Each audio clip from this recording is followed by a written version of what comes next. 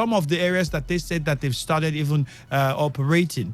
And they were moving in Zamfara State was one of those places where they said that they're now moving cattle, and herders were moving their cattle to the ranches. They were going to have this corps that was set up as some form of security to look over the cattle so the place is not infiltrated.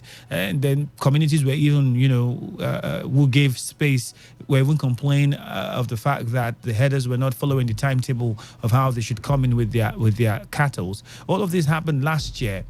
So if this plan, is it that it's something different from what's already have been on ground, or was what was on ground not really on ground? It raises a lot of questions. But if we look at what was there, the government's new plan is tagged the National Livestock Transformation Plan.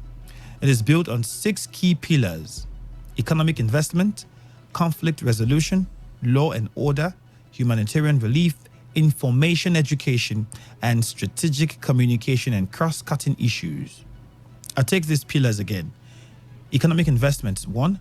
Conflict resolution, 2. Law and order, 3. Humanitarian relief, information education, and strategic communications, that's 4, 5. And cross-cutting issues, that's 6. According to the plan, the economic investment pillar would support and strengthen the development of market-driven ranches in 7 pilot states for improved livestock productivity through breed, that's genetic improvement and pasture production, in addition to efficient land and water productivity. Okay, the government also said that it would rebuild social capital at the community level to promote mutual trust, confidence building, and consolidate peace process. With regards to the conflict resolution pillar, the plan also showed that the law and order pillar would support the strengthening of legal frameworks for improving livestock production, peace, and harmony. I was looking at business news today, and I saw the price of palm oil as against a barrel of crude. Boy, oh boy, we're losing money if we're not investing in palm oil. That's another question. Why aren't we investing in palm oil? Because it's doing great international market.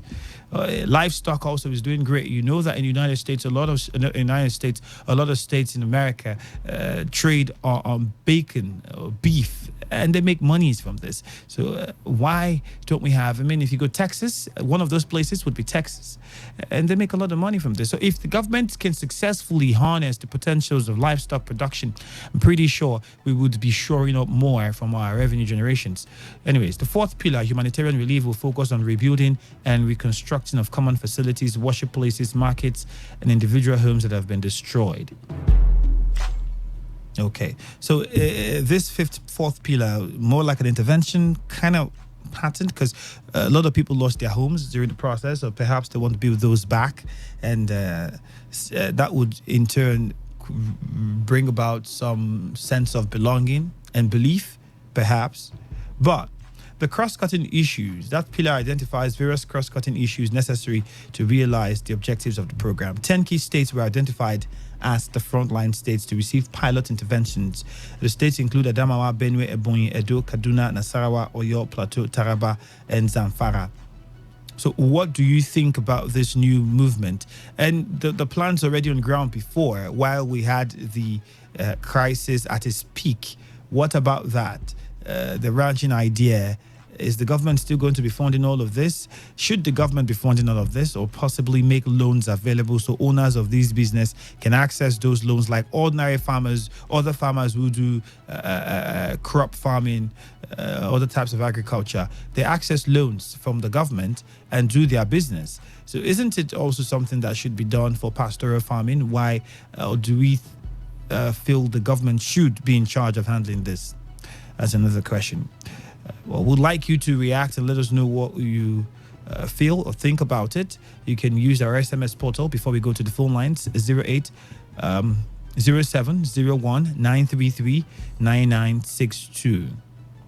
0701 933 9962. That's the number. And then back home in Rivers State, we have another very interesting topic to talk about. There are plans now to tax roadside traders. Yes, plans now to tax roadside traders in Port Harcourt, Rivers State. So the RIRS, we don't know where they stand now with their issue and that of the NDDC. We all know that tax issues came up. I think I talked about that extensively in one edition of the show, where we talked about the variation in the amount of money is being owed for, as tax. And we also had a protest ordering for the opening of the facility. The NDDC said they are not owing. Our IRS says that the NDDC is owing and they don't have access to their documents. All of these things are on. But that aside now, we're no longer talking about that. In fact, we are not hearing what we need to hear about it. It seems like all of those issues are calm. And what is currently up now is the fact that the IRS has now unveiled plans to begin the collection of taxes from roadside traders and other players in the informal sector in the state. Pause and let me ask this question, Key. If this is what we want to do, should this mean that we lack adequate ideas to generate more funds internally, and then we've resorted to taxing roadside traders? How would you tax a man who sells rat killer on the road? What is he going to pay as tax? Or a man or the boys who clean windscreen on vehicles, or the people who sell recharge cards on the streets, or who sell biscuits and all of that on the streets in traffic? Are those people also going to pay taxes? How is this plan going to work? Is this a sign of we're not thinking wider than we need, wider than we are already thinking? Is this us not thinking outside of the box? We have a lot of resources, because the aim of this would be to show up internal revenue, which is very good. We're not saying it's not. But should we be thinking of informal sector taxing now?